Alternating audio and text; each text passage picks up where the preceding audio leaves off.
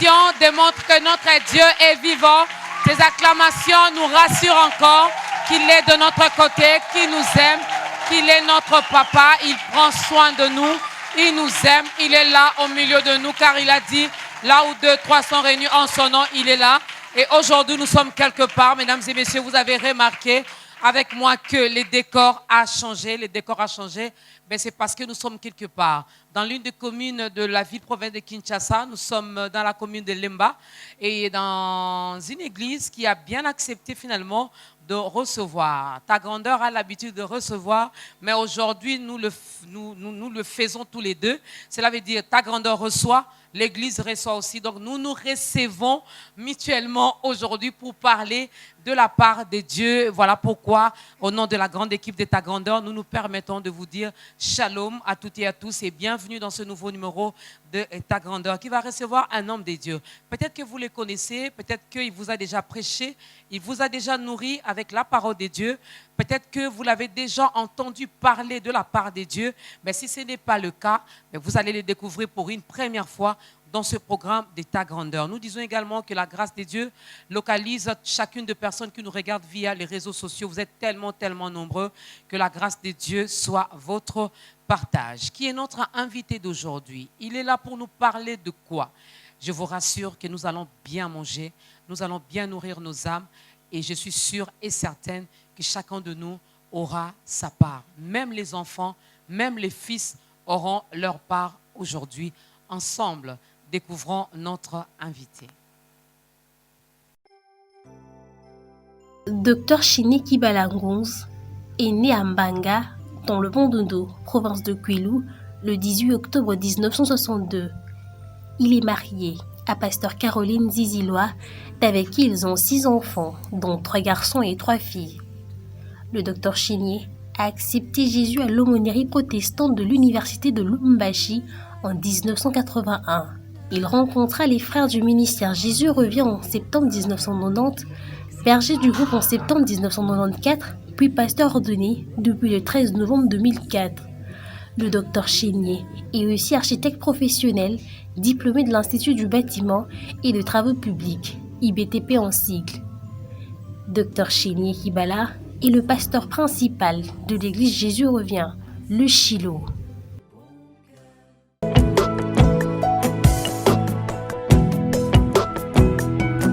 N'est-ce pas que vous l'avez vu en image? Il s'agit là du révérend Dr Chigné Kibala, qui est le pasteur responsable de l'église Shiloh, qui nous reçoit aujourd'hui à Lemba. Nous allons recevoir notre invité. Voilà pourquoi on acclame, parce que nous sommes dans la joie de le recevoir dans ce programme de ta grandeur. Mais c'est lui qui va nous nourrir aujourd'hui. C'est lui qui va nourrir nos âmes. Homme de Dieu, je vous en prie. Je vous en prie, pasteur. Mettez-vous, je vais vous aider avec votre micro. Je vous en prie, pasteur. Nous sommes dans la joie d'être reçus au sein de l'église Shiloh. Et ta grandeur est également dans la joie de vous recevoir en tant que responsable de cette église. Shalom, pasteur, bienvenue. Shalom, Maman Dorcas. Tout va bien? Tout va bien, Dieu fait grâce. Alors, l'homme de Dieu, le révérend Dr Chigné Kibala, le responsable de l'église Shiloh dans la commune de Lemba, c'est lui qui va nourrir nos âmes aujourd'hui. Mais avant même que je puisse dévoiler de quoi nous parlerons aujourd'hui dans ce nouveau numéro, l'homme de Dieu, les téléspectateurs et moi, peut-être aussi quelques membres de l'église ne connaissent pas encore votre témoignage, votre conversion, votre histoire d'amour avec Jésus. Elle date de quand? C'était dans quel sens que vous avez donné votre vie à Christ? En fait, j'ai donné ma vie à Christ. Je n'ai jamais oublié la prédication qui était faite ce jour-là. Pour la toute première fois, j'entendais parler de la croix de Jésus comme je n'en avais jamais entendu parler. Et le pasteur Kipembe, qui enseignait ce jour-là, a enseigné au sujet de la valeur de la croix comme étant la puissance de Dieu pour les saluts. Et c'est à cette occasion que finalement, j'avais accepté Jésus je m'étais senti vraiment interpellé et j'avais donné ma vie à Jésus. Je dois reconnaître que ça faisait un bon bout de temps, j'allais quand même à l'église, au culte. J'avais étudié dans des écoles catholiques et bon, c'était en tout début quelqu'un qui m'avait demandé d'aller assister au culte protestant, mais ce n'était pas vraiment comme pour aller prier sincèrement, non. Et j'avais déjà mis beaucoup de temps à être là sans jamais rien ressentir. Mais ce jour-là, j'avais donné ma vie à Jésus et depuis lors, j'avais accepté d'aller jusqu'aux autres baptêmes. Mais il fut un moment où, n'ayant plus personne, j'avais quitté Lubumbashi, je suis revenu sur Kinshasa et je retrouvais des gens avec qui j'avais grandi.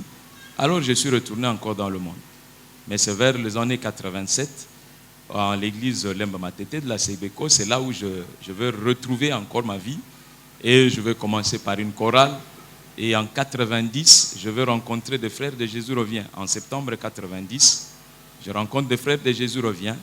Et là, pour les toutes premières fois de ma vie, j'entendrai parler du retour de Jésus. Ça, c'est une deuxième chose qui va bouleverser ma vie. La première, c'était la croix. La deuxième, c'était le retour de Jésus. Et quand j'ai entendu parler du retour de Jésus, j'ai dit c'était fini, je devais nécessairement remettre de l'ordre dans ma vie et repartir de plus belle. Et c'est alors que j'ai intégré cette petite communauté. C'était un petit groupe à cette époque-là, en 90, mais qui a grandi jusqu'à aujourd'hui. Et je suis membre de cette communauté, la communauté évangélique Jésus revient. Donc en 90, je suis reparti avec eux. Et déjà en 91, j'avais la responsabilité de gérer le petit groupe vers Lemba Terminus. Et de là, en 95, nous étions déjà à la place Porte Blanche. Et depuis 92, j'étais responsable numéro 1 de l'église, du groupe, jusqu'à aujourd'hui. Voilà que je suis en train de gérer des églises. Je suis passé ça et là. Et aujourd'hui, je suis ici, à l'église Le Chilo. Voilà. Et ça marche très bien? Oui, ça marche, mais ce n'est pas facile. Parce qu'il y a des jours difficiles, il y a des jours de joie, il y a aussi des jours de peine. Et c'est ça la marche avec le Seigneur. C'est ça la marche avec le Seigneur. Il nous accompagne. Est-ce qu'on peut acclamer pour ce témoignage? C'est ça la marche avec Christ. Et heureusement pour nous qu'il ne nous abandonne pas, il continue à marcher avec nous, il continue à nous soutenir. Ben, c'est lui notre maître, il est devant et nous sommes derrière lui parce que nous sommes ses disciples. Aujourd'hui, avec l'homme de Dieu, le révérend Dr Chénier Kibala de l'église Shiloh à Lemba, nous allons parler, voici donc notre thème. Un enfant nous est né, un fils nous est donné. Comme texte de référence, nous sommes dans Ésaïe, chapitre 9, le verset 6. Avant de décortiquer ce thème, nous demandons à la chorale de nous proposer la toute première chanson.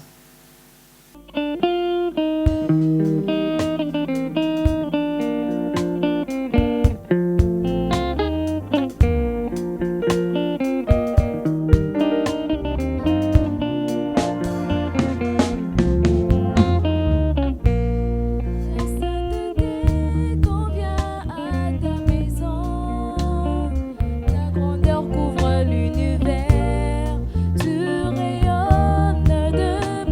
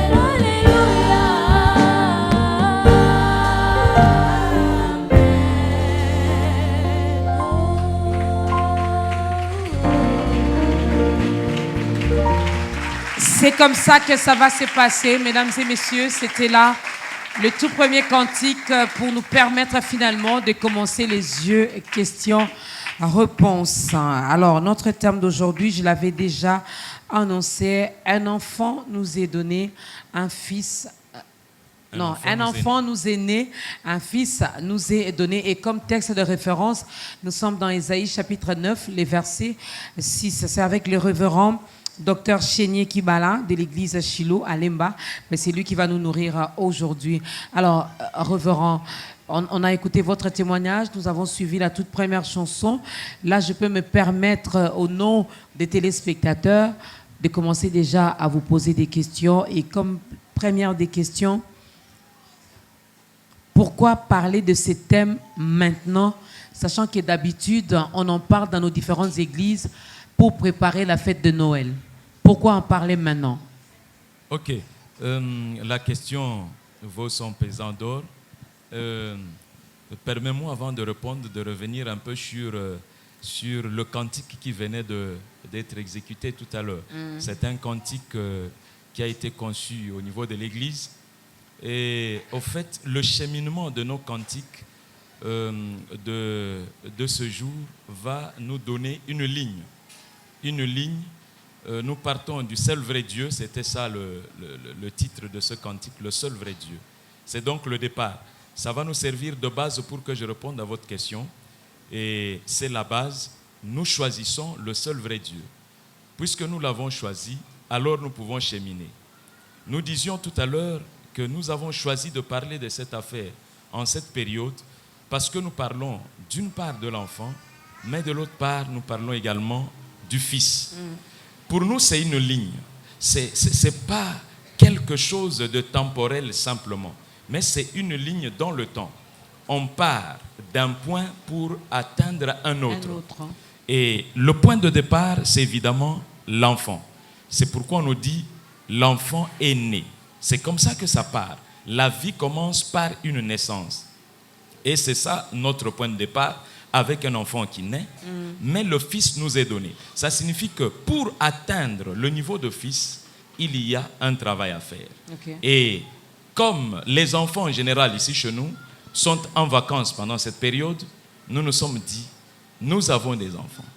Mais, puisque ça ne dépend pas du temps pour donner à un enfant la possibilité de devenir. C'est un problème de devenir. Et le devenir n'a pas de temps, n'a pas de période. C'est à tout moment où l'on doit parler du devenir. Le devenir peut intervenir au début de l'année, en plein milieu d'année ou à la fin de l'année. C'est ainsi que ce thème est un processus. Et quand il s'agit d'un processus, vous pouvez le commencer n'importe quand pour le terminer à un autre moment. Voilà pourquoi nous avons choisi ces instants. Alors, j'ai aimé, vous avez quand même donné une partie de réponse de la question que je vais poser maintenant. Mais est-ce sur le plan biblique également, il y a une différence qui existe entre un enfant et un fils? Si oui, c'est quoi cette différence? Ok, un enfant, c'est au fait le petit nourrisson, le petit bébé, et celui qu'on considère comme étant la personne qui n'a pas la responsabilité, les capacités ne sont pas encore visibles totalement. Il est dans sa totale croissance. Tout est à faire. C'est ça un enfant. C'est pourquoi on parle de la naissance. Et ça peut aller jusqu'à un certain âge, mais l'âge n'est pas fixé parce qu'il y a des enfants qui ont une croissance beaucoup plus rapide que d'autres, ainsi de suite. Mais un fils, c'est celui en qui on peut croire en une certaine responsabilité. C'est lui en qui les capacités sont manifestes. Dans l'enfant, les capacités ne sont pas encore manifestes. Mais dans le Fils, les capacités sont manifestes. Et donc, il y a un témoignage qui peut être rendu au sujet du Fils. Et c'est comme je disais tout à l'heure, c'est un cheminement. On part de l'enfant pour arriver vers le Fils. C'est pourquoi l'enfant n'est pas un don, mais c'est le Fils qui a un don. On en parlera, c'est le Fils qui a un don. On en parlera. Alors, j'ai essayé également de lire ce passage. Peut-être que moi, je connais la réponse, mais la personne qui nous suit en ce moment ne connaît pas la réponse. De qui le prophète Isaïe est en train de parler dans ce passage qui est notre référence aujourd'hui? Le prophète Isaïe, le prophète qui a le plus parlé, au fait, il parle de Jésus. Et il parle de Jésus dans sa totalité, dans son intégralité. Ésaïe, c'est celui qui parle de Jésus, de la conception de Jésus jusqu'à son avènement, jusqu'à son règne. Okay. Quand vous lisez Ésaïe, il vous parle de manière complète de Jésus. Mais une chose est très importante à saisir, c'est quoi? C'est que Jésus, en venant dans ce monde, n'est pas simplement venu pour nous montrer un Dieu, mais il est venu pour montrer à l'homme comment l'homme peut vivre avec Dieu et comment l'homme peut être avec Dieu et comment l'homme peut servir Dieu. C'est pourquoi il a commencé par naître comme tout homme. Jésus, c'est le second Adam. Vous conviendrez avec moi que le premier Adam est venu déjà adulte.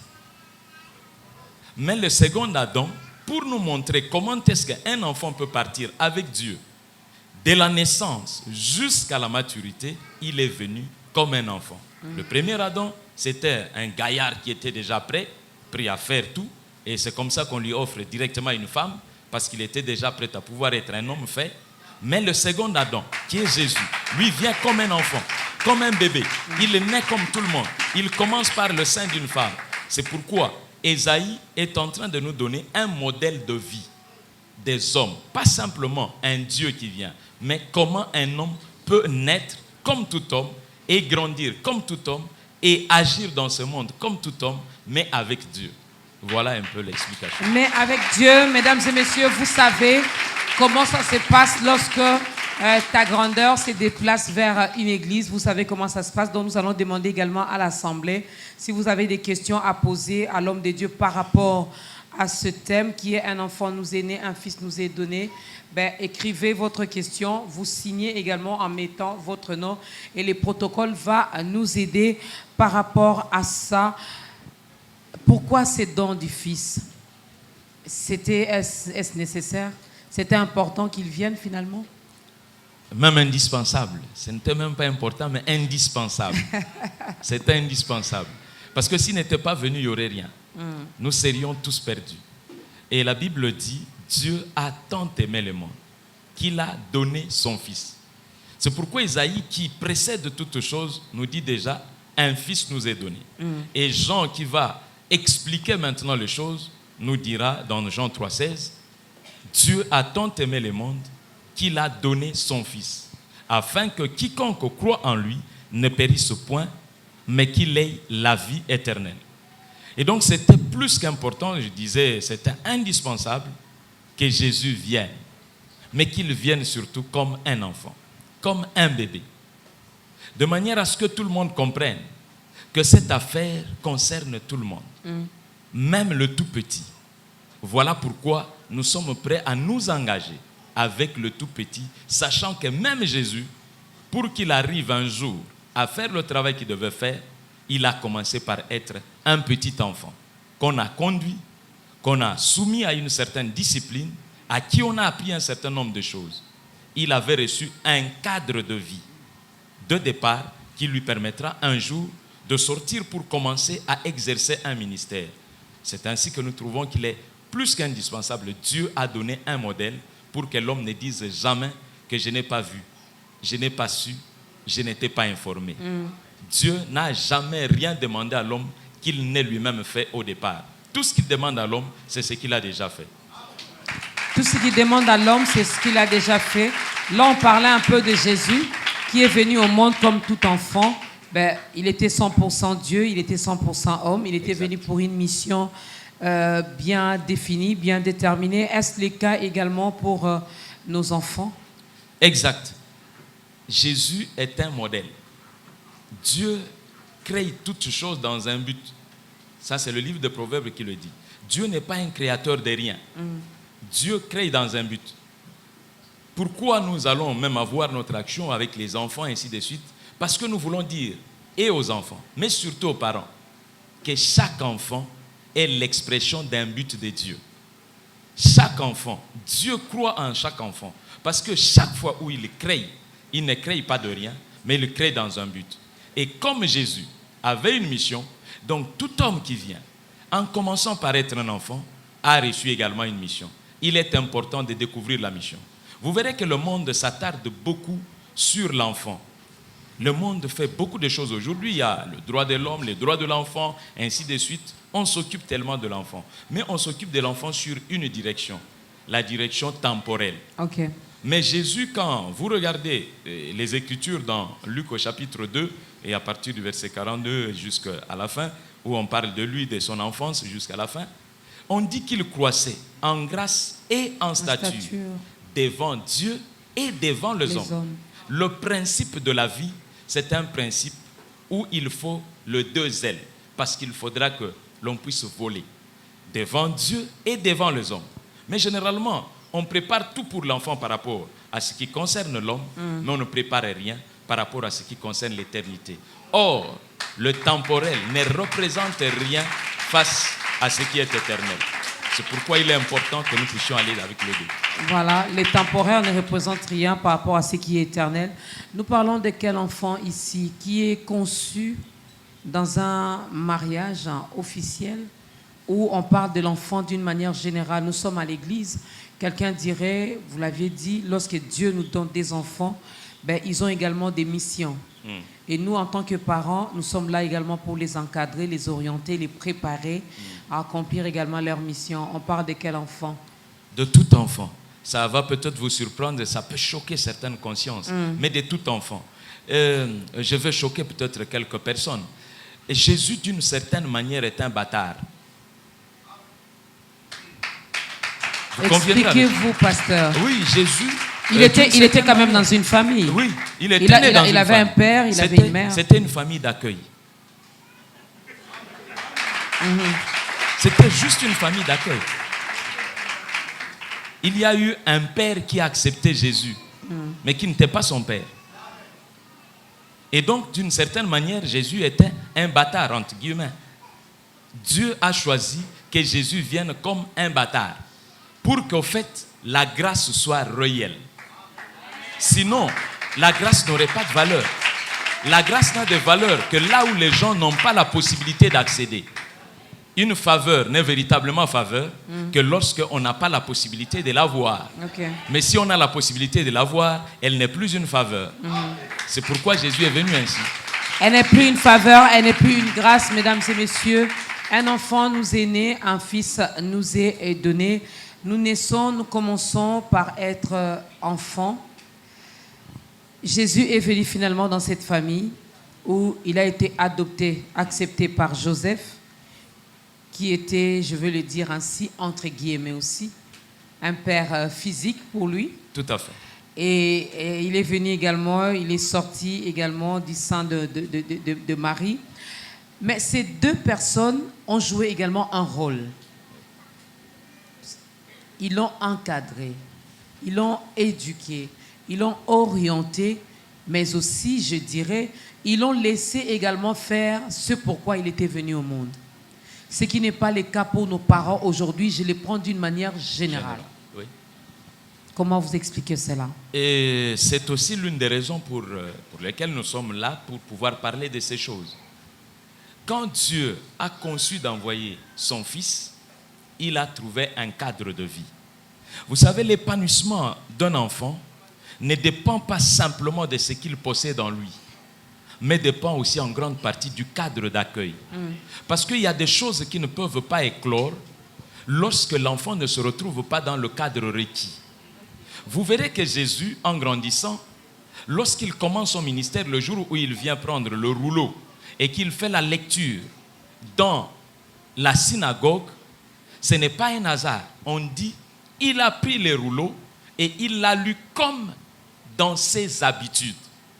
C'est-à-dire que ses habitudes, il les avait acquises lorsqu'il était dans la maison de son père. Et donc, dans cette maison-là, on lui a appris un certain nombre de choses. Mais également, dans cette maison, on a compris que dans cet enfant, il y avait un certain nombre de choses que Dieu avait mis. Parce que, quand il est né, il y a eu, ne l'oubliez pas, Siméon qui a parlé. Et donc, les parents, à un moment donné, devaient savoir que dans chaque enfant, il y a ce que Dieu a placé et que Dieu veut voir. Ça peut ne pas vous plaire, vous les parents, mais aider l'enfant à aller jusqu'au bout. vous verrez qu'à un moment donné, Marie a cherché à récupérer Jésus. Il a pris ses frères, il dit allons-y. Peut-être qu'il est en train de délirer, il faut le récupérer, qu'il revienne. Mais Jésus a dit clairement, qui est ma mère, qui sont mes frères. Parce que là, il fallait qu'il continue à faire ce pourquoi il était venu. Donc il est important que les enfants aient un cadre de vie. Mais ce cadre-là doit les aider à exprimer réellement ce que Dieu a mis au-dedans d'eux. Et c'est ça le travail, pour qu'ils deviennent de fils. Vous verrez que Jésus, quand il naît, le ciel n'a jamais dit de lui que voici mon fils qui vient de naître. Non. Parce que Dieu lui-même suppose qu'à ce moment-là, l'enfant est sous la gestion des parents. Il est sous tutelle. Jésus leur était soumis parce qu'il était un petit enfant.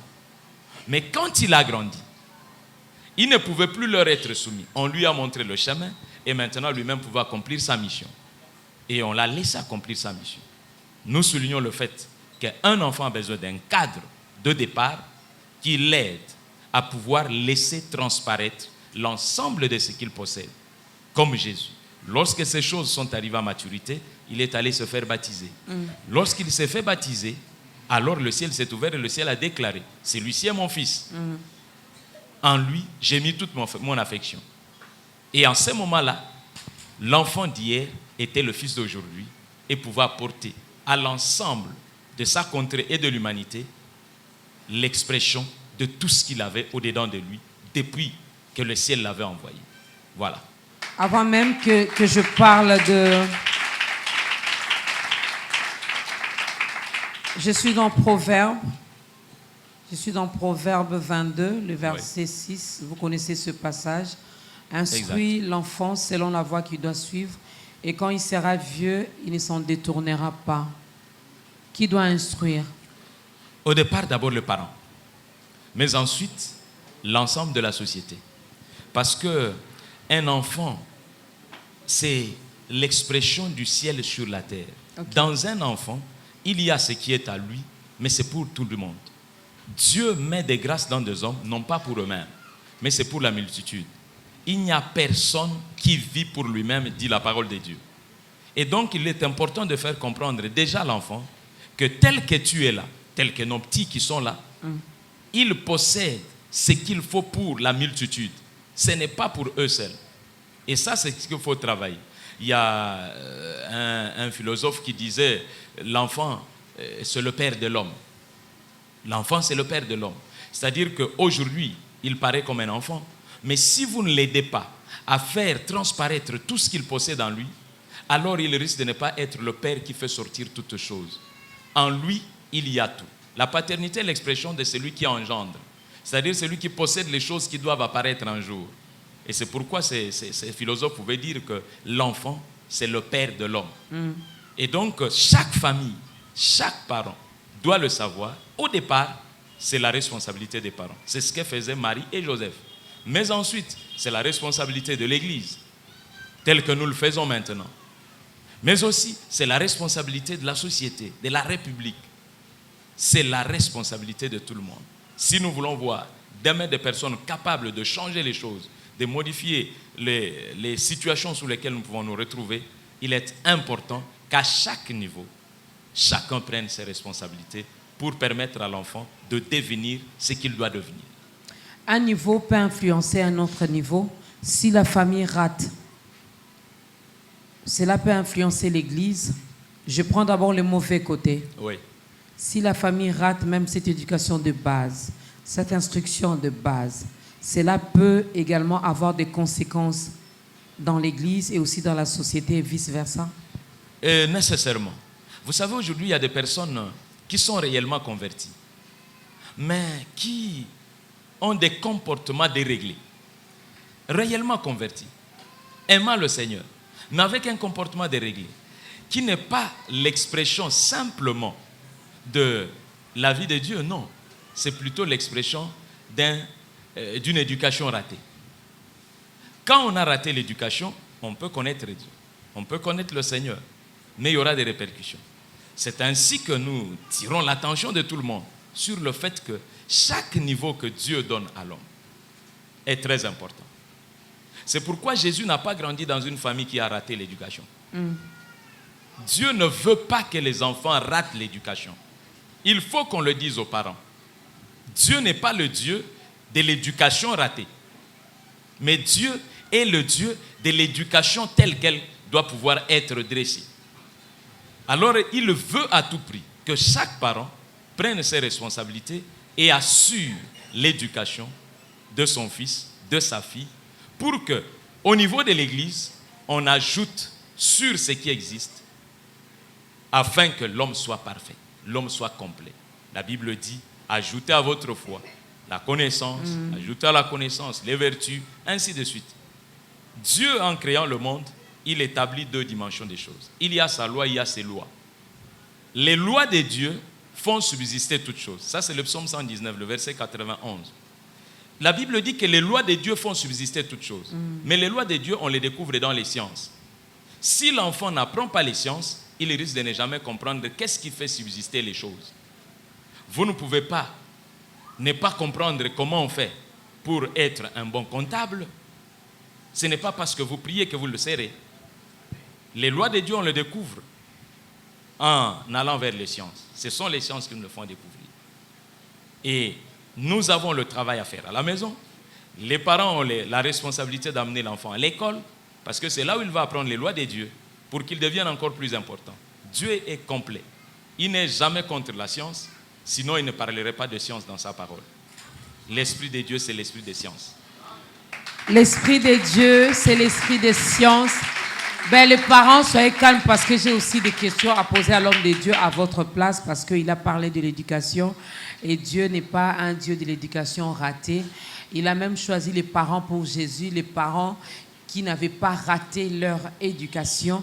Alors un parent dirait, je veux bien faire éduquer mes enfants, je veux bien leur faire étudier, mais les moyens. Et de nos jours, je ne suis pas contre vous, pasteur. Vous aimez bien recevoir que donner. Je vais poser la question, ça sera après cette deuxième chanson.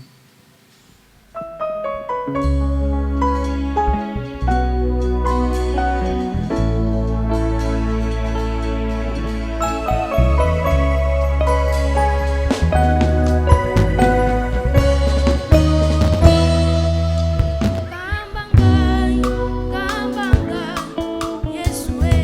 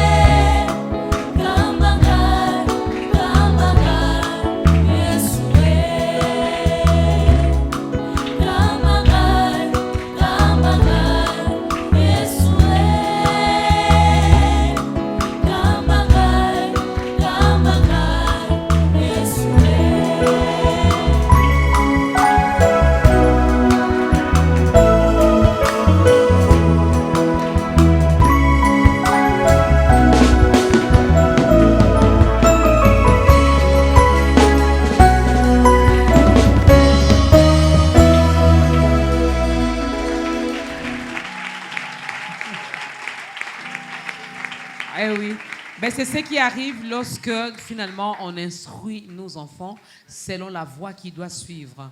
C'est ce qui arrive. Et je parie que les parents de ces garçons sont vraiment, vraiment bénis, n'est-ce pas?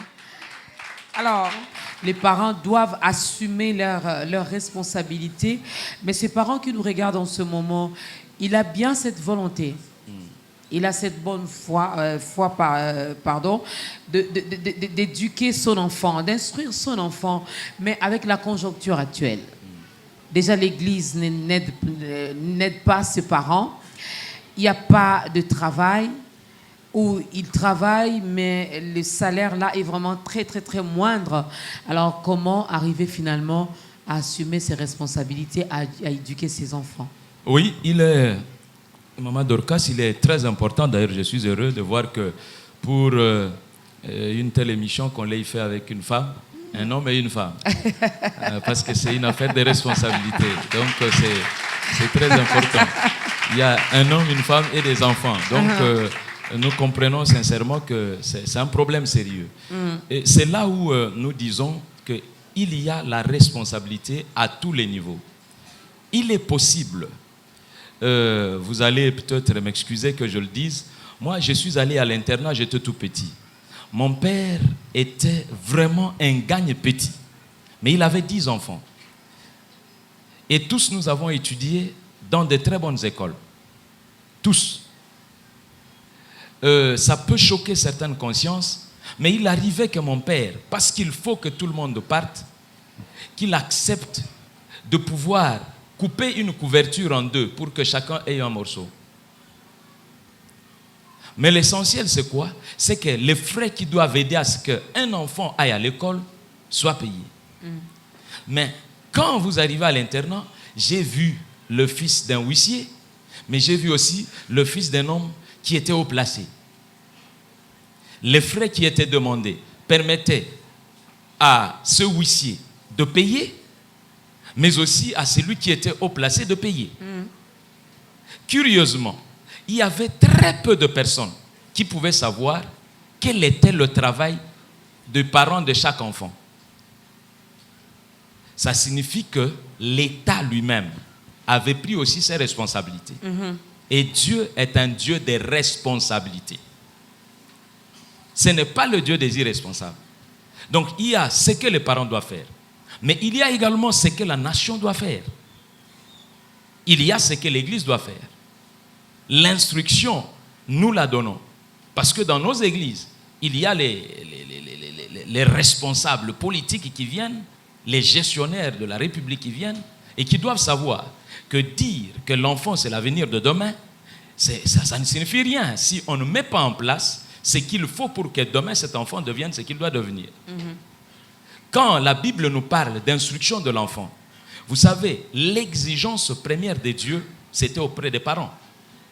Il demande aux parents, inculquer à l'enfant. Il y a des choses qu'il faut dire à l'enfant. Même quand on a peu de moyens, mais il y a la possibilité de dire quelque chose à l'enfant. Tout à l'heure, je vous avais dit, Maman Dorcas, les enfants sont de différentes couches sociales. Ça ne changera jamais depuis que l'humanité, c'est qu'elle est. Ça a toujours été ainsi. Il y a des plus nantis, il y a ceux qui n'ont rien. Ouais. Et Dieu a choisi expressément que Jésus naisse dans une famille qui n'avait rien. Être charpentier, c'était le bas métier. Ça ne représentait rien. C'est pourquoi ceux qui voulaient bien se moquer de lui, qu'est-ce qu'ils disaient? Mais n'est-ce pas le fils du charpentier? C'est-à-dire de celui qui ne peut rien faire dans ce monde. Il n'avait pas ce qu'il fallait pour lui. Mais Dieu a trouvé bon de le placer là-dedans parce que la faveur divine n'a rien à voir avec un haut placé ou un bas placé. Mais il y a une volonté que l'homme doit exprimer pour que la faveur divine l'accompagne. Ça, c'est très important. C'est une parenthèse, avant même que je pose cette question qui nous vient de la sœur Jambo. C'est une parenthèse, je crois que je vais la refermer rapidement aussi. La planification familiale, qu'est-ce que cela représente dans une église? C'est très important. Je disais tout à l'heure que Dieu... Mais vous n'en parlez même pas? Non, moi j'en parle. J'en parle, c'est pourquoi j'aime les enfants. Surtout les chrétiens, ils mettent au monde à temps et à contre-temps. Parce que Dieu pas. avait dit remplissez. Mais le même Dieu a dit remplissez. La Bible dit, dans la compréhension de la parole, on dit, il est écrit, mais il est aussi écrit. Dans la Bible, quand vous trouvez il est écrit, recherchez, il est aussi écrit pour que vous puissiez traiter l'équilibre. Quand vous n'avez pas encore retrouvé ce qui est aussi écrit, vous risquez d'aller dans un seul sens.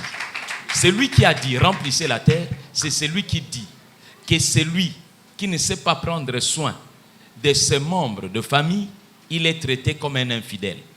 Et donc, s'il y a quelqu'un qui doit être traité comme un infidèle, c'est le parent qui peut avoir des enfants qu'il ne saura pas élever. Dieu n'est pas le Dieu des enfants qui doivent être abandonnés. Les parents doivent être responsables. Sinon, on est un infidèle. On est plus qu'un infidèle. Parce qu'on ne sait pas prendre soin de ses enfants. Ça, l'Église doit le dire à tout le monde. Si on n'a pas suffisamment de moyens, il faut planifier. Il est supposé que le parent qui veut avoir un enfant, c'est comme je l'ai dit, c'est ça le terme. Un enfant est né, mais un fils nous est donné. Pour arriver au fils, c'est une ligne, c'est un travail. C'est un processus. C'est un processus. Et ça, c'est les parents, l'Église, la nation. Mais au départ, ce sont les parents. Parce que Dieu a établi les choses de cette manière. Donc la planification familiale doit être de mise. Nous devons être responsables et avoir des enfants parce que nous allons assumer nos responsabilités. Mais si nous ne savons pas assumer nos responsabilités, n'ayons pas les enfants. Vous insistez beaucoup plus sur assumer ses responsabilités. Je n'ai rien contre vous, hommes de Dieu. Je n'ai rien contre les serviteurs de Dieu qui nous regardent en ce moment. Mais j'ai constaté, j'espère que c'est le cas également pour ceux qui nous regardent. Il suffit seulement d'éduquer, de payer les études de ces enfants où il faudra également être là, être présent. Je parle aussi de l'affection.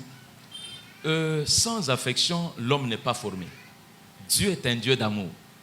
L'amour est la première chose dont l'homme a besoin. C'est pourquoi même l'enfant ne devait pas être simplement un acte banal, mais l'enfant devait être l'expression d'un acte d'amour entre deux hommes. Pour que l'enfant lui-même naisse déjà du fruit de l'amour et puisse grandir du don d'amour qu'il y a au milieu de sa maison. Et lorsqu'il reçoit tout cela, l'enfant grandit correctement. Il y a l'affection. C'est très important. Jésus est resté dans une maison. Le jour où on a constaté que l'enfant n'était pas là, on ne s'est pas dit il avait 12 ans, s'il vous plaît. C'est pas peu. On ne s'est pas dit bébé, il a 12 ans, il va se débrouiller. C'est pas la première fois qu'il a fait la route. Il va se débrouiller, il va revenir. De toutes les façons, c'est un grand garçon déjà à 12 ans. Mais les parents sont rentrés le chercher. Ça, c'est la responsabilité. Même si l'enfant leur a dit, il dit, pourquoi vous me cherchez? Ne savez-vous pas que moi je dois faire les affaires de mon père? Mais eux ne se sont pas arrêtés là. Ils l'ont écouté. Mais la Bible dit, ils l'ont pris. Ils n'ont même pas voulu discuter avec lui. Ils ont exercé leur responsabilité. Mais cet enfant de 12 ans aussi, si c'était à notre époque, on allait le traiter quand même de tous les mots aussi. On allait dire que moi, nous, à Kateli, parents de Lingala. Oui, justement. Mais les parents aussi ont compris. Pourquoi ces parents n'ont pas fait un problème de cela? Parce qu'ils savaient qui était cet enfant. Mais souvent, nous ne voulons pas savoir qu'est-ce que Dieu nous a donné. Ces enfants, qu'est-ce qu'ils représentent? Les parents restent simplement avec des enfants dans la maison, mais ils ne savent pas qui sont ces enfants qui sont dans leur maison. Mais ceux qu'on connaît, ce sont simplement les sorciers. Fort malheureusement. Les enfants sorciers, vous verrez que tous les parents savent que l'enfant est sorcier. Grâce à vous, quand je dis vous, donc je vois l'église. Oui. Les enfants sorciers, on les connaît. Mais les enfants qui ont d'autres choses, on ne les connaît jamais. Comment on peut connaître juste, je ne sais pas quel est cet esprit qui ne peut voir que les sorciers, mais qui ne peut pas voir un bel ingénieur qui est en train de se former, qui ne peut pas voir ces beaux chantres qui sont en train de se former. C'est pourquoi moi je laisse ces enfants, que vous le voyez, qu'ils chantent, qu'ils exercent, qu'ils fassent ce qu'ils doivent faire. Parce qu'il n'y a pas que le sorcier qu'on doit voir, mais il y a des grandes intelligences qu'on doit voir dans les enfants. Ça existe. Ça existe. Alors vous qui êtes en train de nous suivre en ce moment, Dieu vous a donné 2 yeux. Cela n'est pas non plus un hasard. Il faudra aussi comprendre pourquoi j'ai 2 yeux. Pourquoi tu ne vois que les sorciers? Pourquoi tu ne vois pas autre chose? Hein? Alors, il y a des questions déjà qui nous viennent. S'il arrive qu'un enfant est issu des pratiques fétichistes, est-ce que ces derniers peuvent être aussi comptés comme un enfant qui bénéficie de la grâce de Jésus-Christ? C'est la sœur Jambo. Dieu ne limite jamais sa grâce. Parce que, vous savez, il n'y a aucun enfant qui choisit des parents. Ça, c'est ce qui est merveilleux. Il n'y a aucun enfant qui choisit des parents. Oui, mais celui-ci, les parents sont allés voir un féticheur, finalement, pour qu'il vienne au monde. Vous savez, l'enfant, quand il naît, si l'enfant peut connaître le Seigneur, si les parents peuvent connaître le Seigneur et dire, Seigneur, ce que nous avons ici, c'est le produit du fétichisme. Dieu est capable de régler cette affaire. Pourquoi? Parce que à tout le monde qui a fait des fétiches, est-ce qu'on ne fait des fétiches que pour avoir des enfants? Mais on fait des fétiches aussi pour avoir de l'argent. On fait des fétiches pour avoir du succès. On fait des fétiches pour avoir du travail. Mais lorsque on connaît le Seigneur, lorsque les regards se tournent vers le Seigneur, cet argent qu'on a eu par le fétichisme, on apporte ça auprès du Seigneur. C'est lui qui est capable de sanctifier. Cet enfant aussi qu'on a reçu par les moyens fétichistes, amenons-le vers le Seigneur. Lui, il est capable de rendre cet enfant saint. Dieu sanctifie toutes choses. Il est capable. C'est pourquoi il est Dieu. Sinon, il ne l'est plus. C'est pourquoi il est Dieu. Dans certaines tribus, comme les Louba, favorisent ou privilégient les garçons par rapport aux filles. Est-ce que dans les choses des dieux, révérend docteur, les garçons sont aussi plus privilégiés que les filles? C'est Maman Fallon. Absolument pas. Au fait, Dieu, qui est un esprit, ne voit pas le sexe. L'esprit n'a pas de sexe. L'intelligence n'a pas de sexe. Ça n'a pas de sexe. Donc, les capacités n'ont pas de sexe. C'est ça ce que Dieu fait. C'est ainsi que, par ignorance, nous avons pendant longtemps arrêté des grandes intelligences qui se trouvaient dans des femmes. Et je suis heureux, comme je le disais, une femme d'une rare intelligence qui conçoit très bien une émission comme celle-ci. Et si tu étais peut-être chez le Balouba, on n'aurait pas pu avoir ça.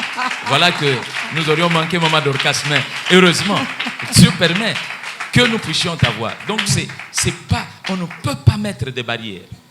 L'esprit n'a pas de sexe. Dieu, disait un homme de Dieu, ne voit que les étoiles qu'il y a dans les hommes. L'étoile peut être sur une femme comme sur un homme. Et quand il y a une étoile sur quelqu'un, travaillons pour que cette étoile brille et brille davantage. Voilà. Je voulais entrer un peu dans ces tribus-là, parce que ce sont dans ces mêmes tribus où on empêche également la femme de prêcher. Je l'ai toujours dit, ça n'a rien à voir avec la Bible. C'est question de la culture. Comme dans notre coutume, comme dans notre culture, comme dans notre tribu, la femme ne peut pas parler. Voilà, on amène ça même dans les choses de Dieu. Dieu n'est pas dans ça. Dieu n'est pas dans ça. Le ministère, c'est dans l'enfant ou dans le fils? On le retrouve où, le ministère? C'est Papa Roli Mongoussa.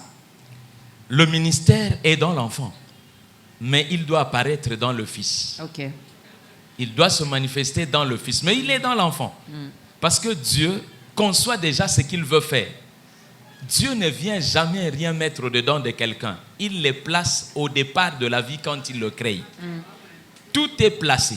Maintenant, il commence à amener les choses à manifestation au fur et à mesure que l'enfant sera en train de grandir. Okay. Voilà pourquoi nous avons le devoir de faire en sorte que tous ces enfants tels qu'ils sont là, que nous les aidions à libérer les grandes choses de Dieu qui se trouvent au-dedans d'eux. Ça, c'est notre travail. Mais les ministères se trouvent déjà au-dedans d'eux. Est-ce qu'on peut acclamer pour le Seigneur? Un enfant nous est né, un fils nous est donné. Vous avez compris que chacun de nous a également sa part de responsabilité.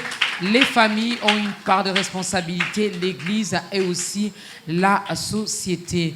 Alors, j'avais posé cette question, donc même les parents, chrétiens ou non chrétiens, croyants ou non croyants, qui nous regardent, il ne faut pas seulement décider de faire des enfants comme si on plantait les champignons. Non, il faudra être sûr finalement qu'on pourra assumer notre responsabilité, assurer également leur avenir. C'est vraiment, vraiment important. Voilà pourquoi de nos jours, on retrouve même les enfants dans la rue, tout simplement parce qu'on n'avait pas bien planifié les choses.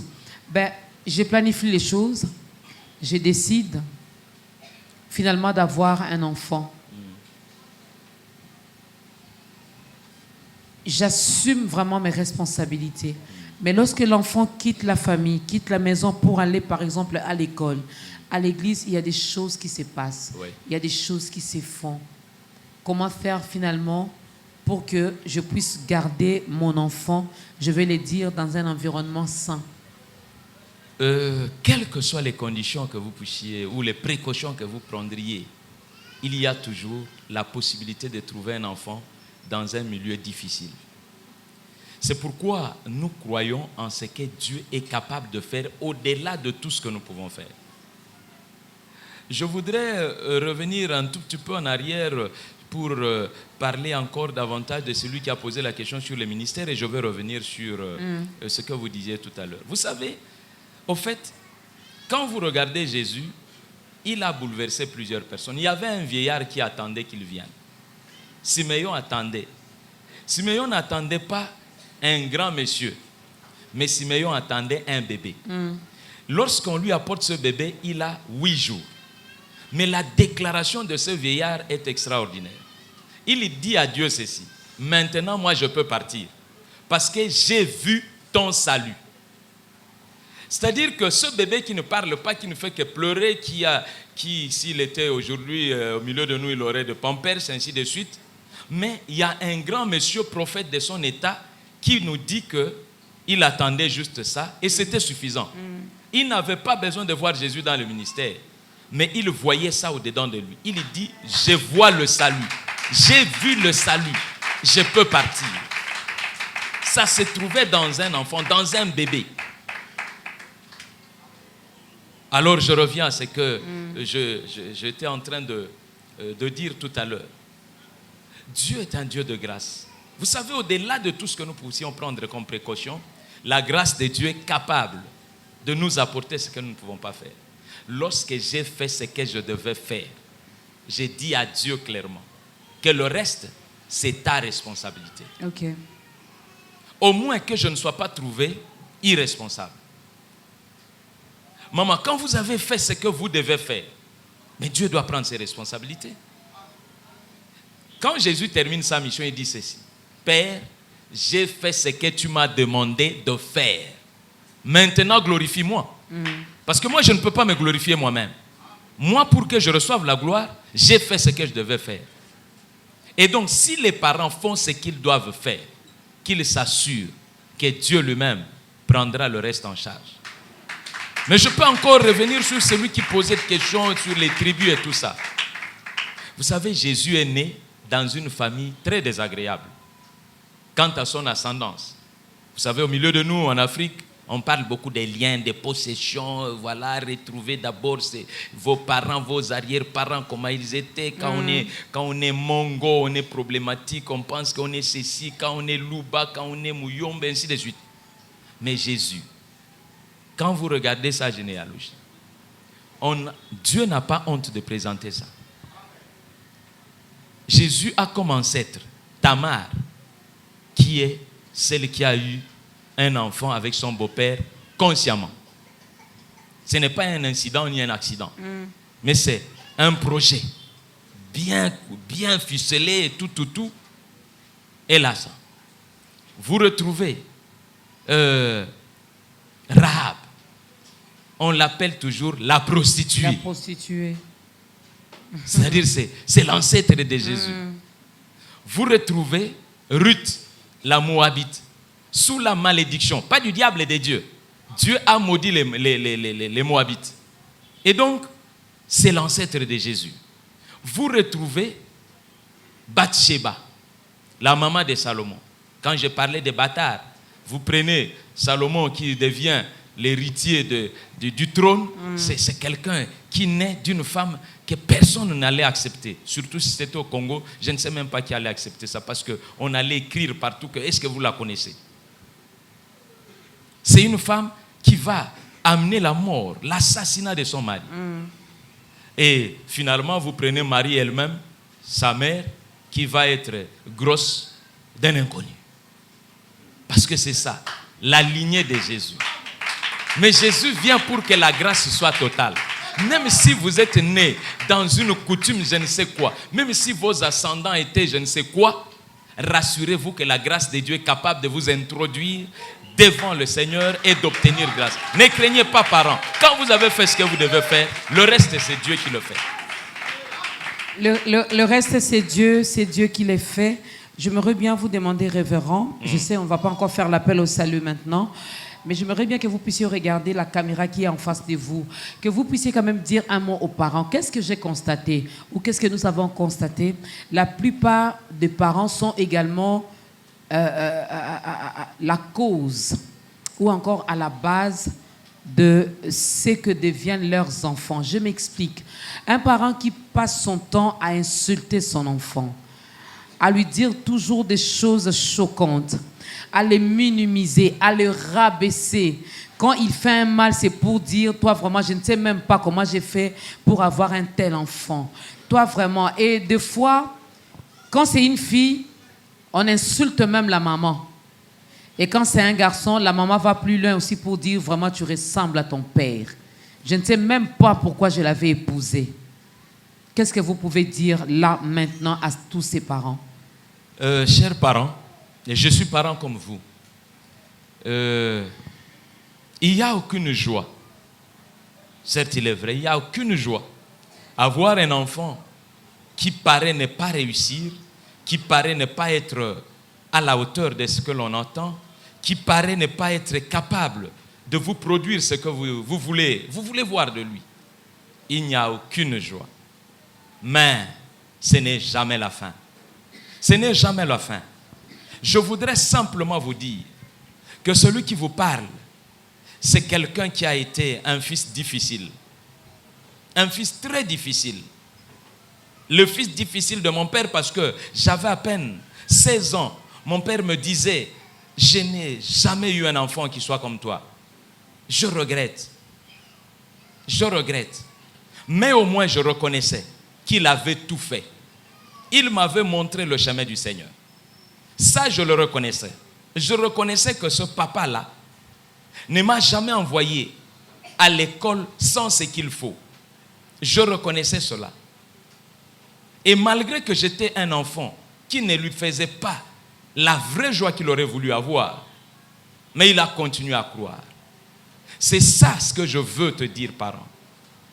Moi-même, dans ma maison, mon fils aîné ne m'a pas donné de la joie au début. Mon épouse est là, et elle nous suit, mon fils est également ici. J'étais même très très touché à un moment donné, je me suis dit, il ne va plus continuer dans l'école où se trouvent tous ses frères. Parce que je ne trouve pas de bons résultats avec lui. J'ai été très très très méchant. Mais aujourd'hui je vous parle. Parce que ce n'est pas la méchanceté qui arrange les choses. Lorsque mon épouse, qui avait un cœur beaucoup plus tendre, a pris en charge mon fils qui était difficile, l'école où il l'a envoyé, c'est là où l'enfant a été complètement transformé. Aujourd'hui, quand je le vois servir Dieu, je suis ébloui. C'est un enfant extraordinaire. Non, je veux te dire, parent, que tu n'as pas raté ton enfant. Ne l'insulte surtout pas. Il y a beaucoup de choses qui sont merveilleuses dans nos enfants, mais qui restent cachées. Prions beaucoup pour nos enfants. Remettons-les entre les mains du Seigneur. Soyons nous-mêmes convertis. Pleurons devant Dieu. Parce que Dieu ne peut pas nous donner une pierre à la place d'un pain. Il ne peut pas nous donner un serpent à la place d'un poisson. Les enfants doivent devenir des fils et être de véritables dons. Et c'est notre travail. Nous devons croire à ça. Donnons nos vies au Seigneur. Chers parents, arrêtons l'occultisme, arrêtons la magie, arrêtons la sorcellerie. Parce que ce sont les choses qui détruisent nos enfants. Mais donnons nos vies au Seigneur. Avec nos vies au Seigneur, nos enfants seront exempts de beaucoup de choses. Déjà lorsqu'ils vont naître. Mais en plus, la grâce de Dieu fera en sorte qu'un jour, lorsque nous serons fatigués, c'est Dieu qui prendra la relève. Après tout, c'est lui qui commence là où nous sommes fatigués. Il est le Rédempteur qui s'élève toujours, même le dernier.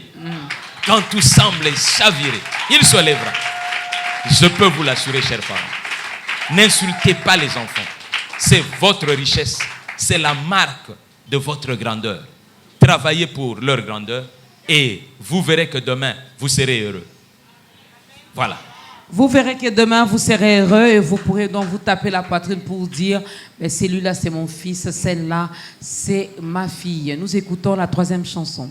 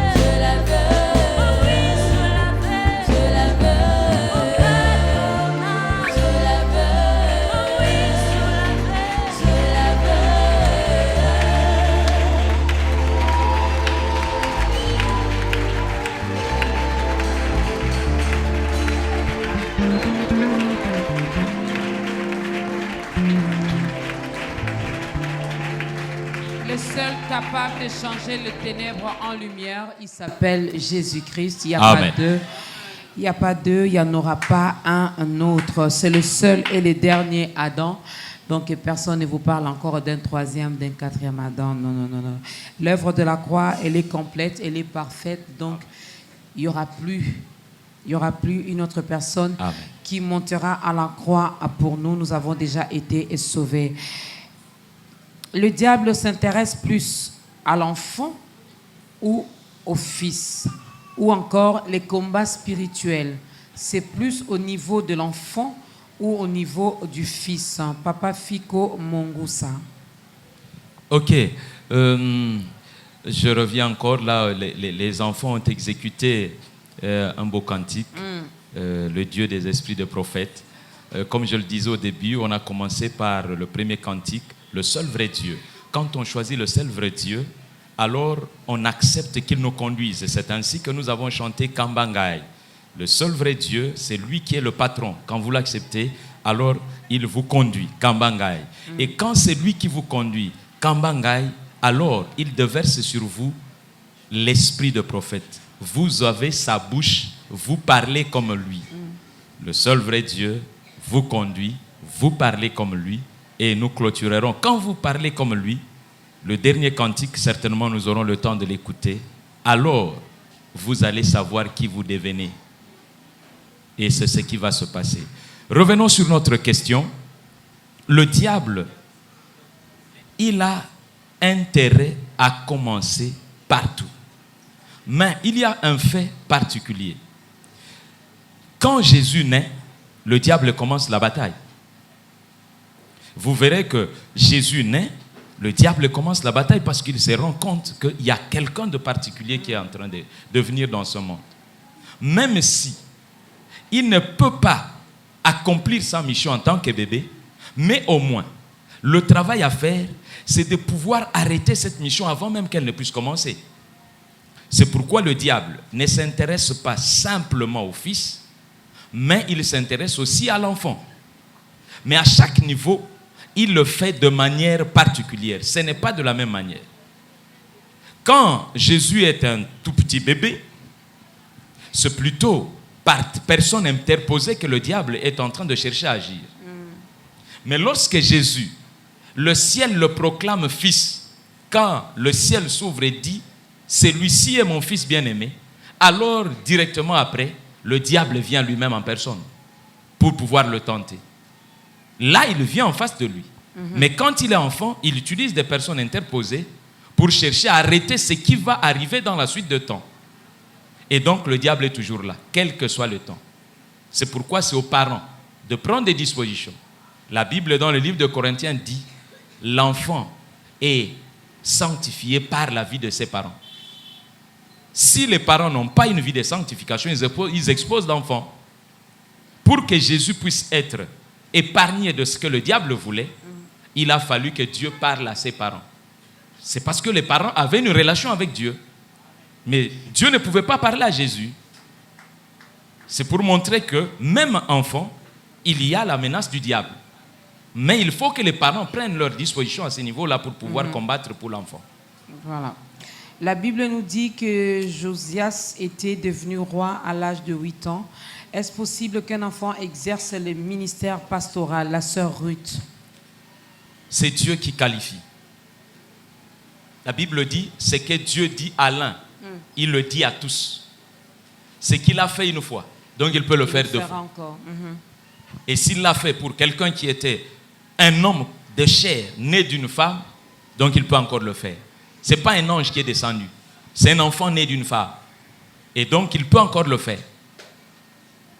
Il peut encore le faire. D'ailleurs, on a vu les enfants de 5 ans, de 7 ans, au Brésil, je crois, et aux États-Unis, il y en a aussi, en train de prêcher la bonne nouvelle de Jésus-Christ, d'opérer d'ailleurs des miracles. Alors, pasteur, on va donner également l'occasion à un enfant qui nous regarde en ce moment, à un parent, à une maman, à un papa, à une sœur, à un frère, de donner également sa vie à Christ. J'aime beaucoup ce moment parce que je me dis, nous sommes en train de dépeupler l'autre camp pour peupler le camp de Jésus. Exact. Et c'est notre mission. Alors, si vous pouvez aider cette personne à entrer également dans la grande famille des enfants de Dieu. Merci beaucoup. Il n'y a rien de merveilleux qui dépasse l'éternité. Il n'y a rien de plus important qui dépasse l'éternité.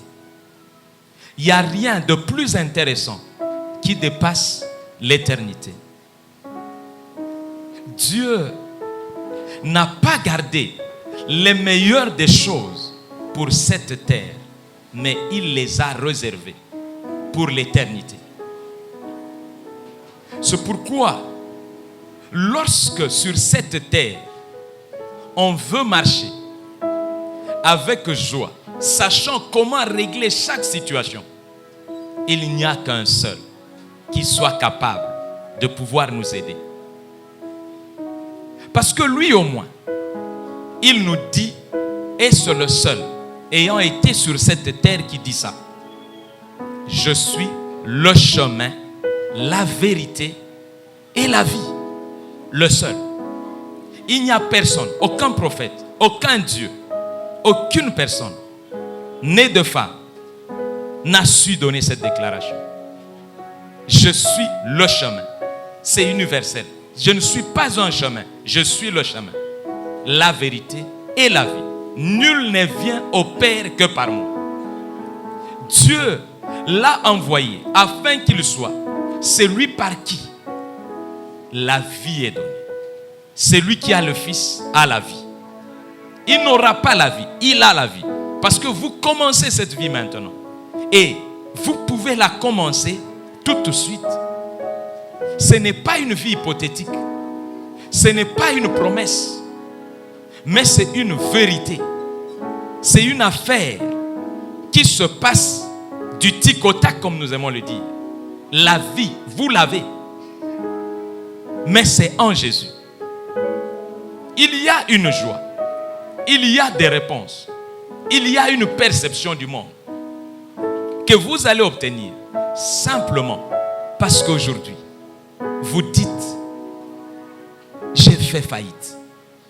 Je ne saurais plus conduire ma vie. Mais il y a quelqu'un qui est prêt à prendre cette charge. Il dit: venez à moi, vous tous qui êtes fatigués et chargés. Tu es peut-être fatigué de conduire les enfants.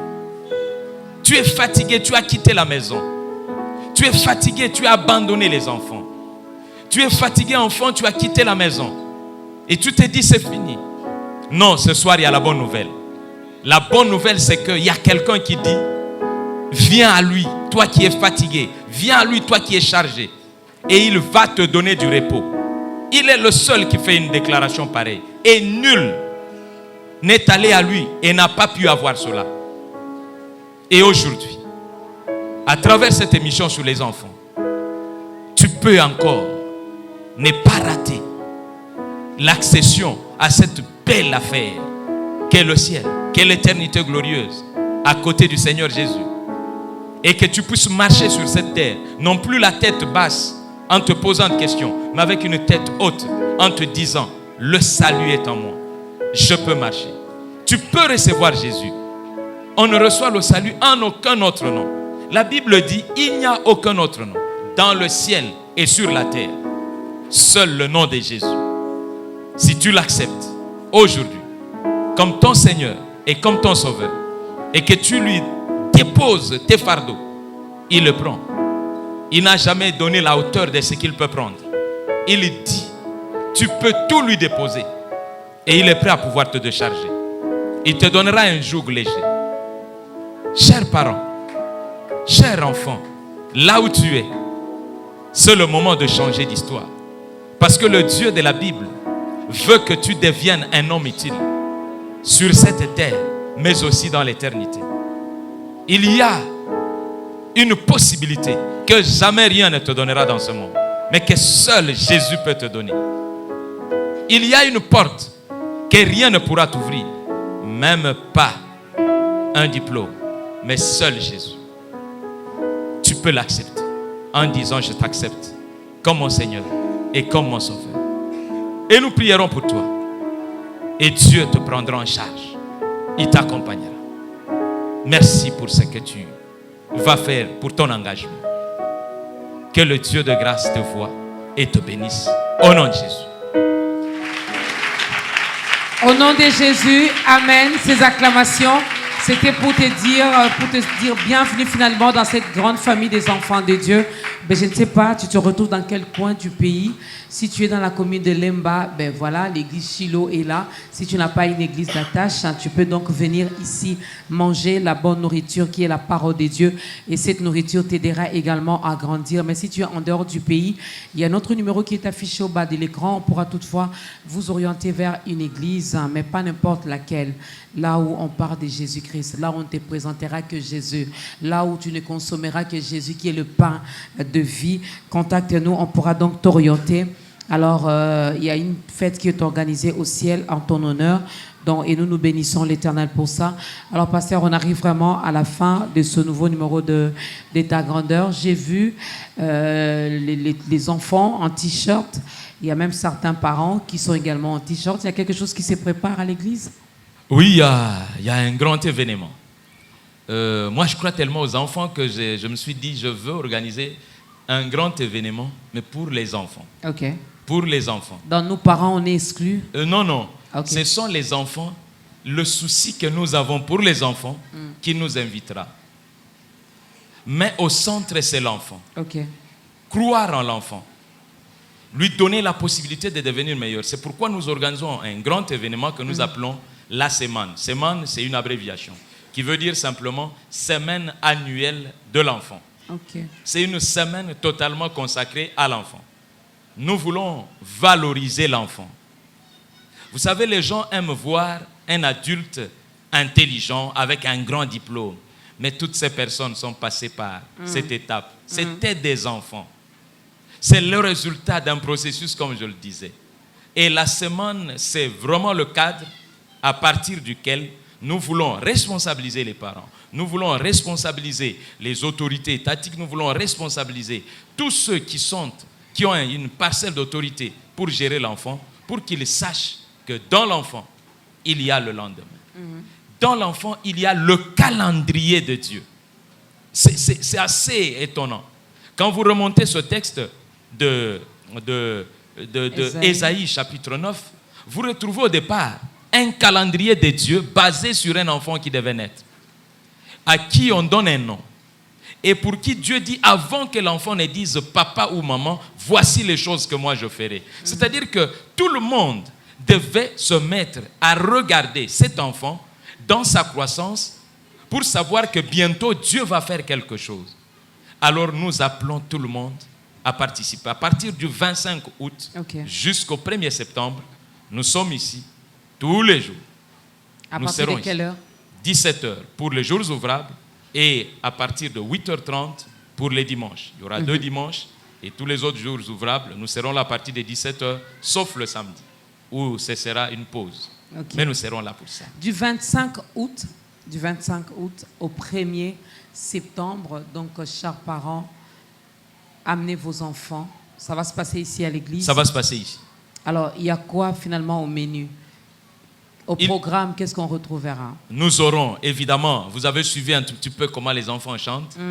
Ce sont des enfants préparés pour chanter. Il y a beaucoup d'autres choses. Et nous aurons des enseignements, nous aurons une conférence, nous aurons le pasteur Dadi Yombo qui va nous accompagner également dans ce travail, avec qui nous allons faire ce travail de Philadelphie. Nous saluons en passant et remercions le révérend Atoms qui a libéré le pasteur. C'est une grâce, merci beaucoup. Et nous allons faire le travail donc avec lui. Et les enfants seront au centre de tout. Nous avons invité d'autres chorales également, des enfants qui vont prester pendant cette période-là. Mais c'est surtout des enseignements qui vont être donnés pour que nous sachions comment nous devons nous tenir face à l'enfant pour que nous l'amenions à la dimension de fils. Voilà. Donc le rendez-vous est donné, mesdames et messieurs, du 25 août au 1er septembre. Vous êtes parents, amenez vos enfants. Comment faire pour contacter le pasteur? J'ai mon numéro de contact, j'ai mes numéros de contact. Je peux le donner si vous permettez. Pasteur. Voilà, merci beaucoup. Le plus 243, je suis en RDC, 81 054 85 56. 243 81 054 85 56. Ou alors vous prenez le 99 et 87. Non, qu'est-ce que je dis? 243 99 87 999. Voilà. Voilà.